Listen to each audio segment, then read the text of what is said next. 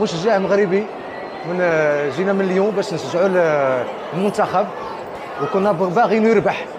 مع الاسف جا الجمهور فرحان بالمقابله. مع الاسف التحكيم كان غير يعني ما كانش في هذا يحمرنا في المستوى هذه المقابله. درنا 17 ديال الدقيقه باش ماركاو علينا البيت وعاد سيفلا هو الماتش. هذه والله لا فضيحه. هادشي اللي درنا هذا ماشي معقول. لا بدا خصنا سميتها الجمعيه ديالنا دير دعوه على هذا الحكم هذا، لان هادشي ماشي معقول. هذا الجمهور كامل اللي جاوا كتبارك الله المغاربه كاملين جينا وباش يدير لنا هذا الشيء. هذه راه والله العظيم الا حشومه عليهم، حشومه تسمع، حشومه. زعما كنا غادي نمشيو فرحانين بجوج لواحد، خلانا بجوج لجوج بحال خسرنا، والله بحال خسرنا. هادشي ماشي معقول. فوالا. تحيات للشعب المغربي من فرنسا. اوني تريست. هادو اللي غادي نقدروا وما نقدرش نهضر بزاف لان شنو غنبداو نبكيو. Ouais, c'est un scandale, 15 minutes de temps additionnel, c'est du jamais vu. Je sais pas ce que l'arbitre faisait, franchement, il nous a laissé comme ça.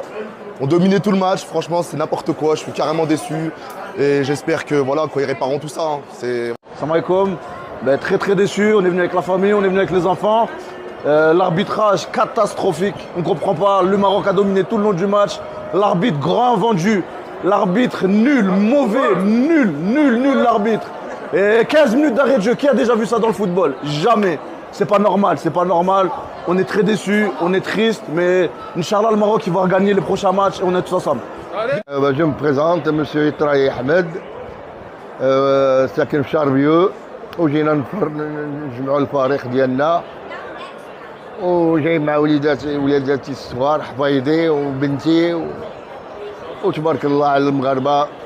فرجونا والله العظيم الا فرجونا بالله، ولكن ذاك الحكم لا الحكم لا 15 دقيقة وماركاو في 17 دقيقة. عيب عليهم وعيب عليهم على هاد المنصفين اللي تيديروا هاد الشيء. راه هاد الشيء ما باغيين شي دولة عربية تربح. صافي هادي تنقول، هذا هو الكلام اللي تنقوله. السلام عليكم، عماد وجدة مدينة أحفير. جينا نتفرجوا الماتش تاع سان تيتيان.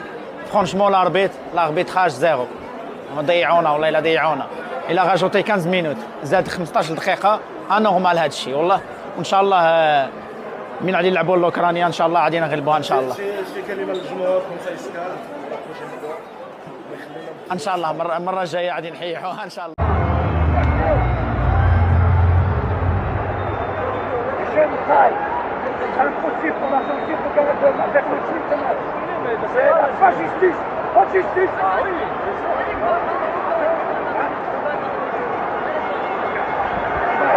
Pas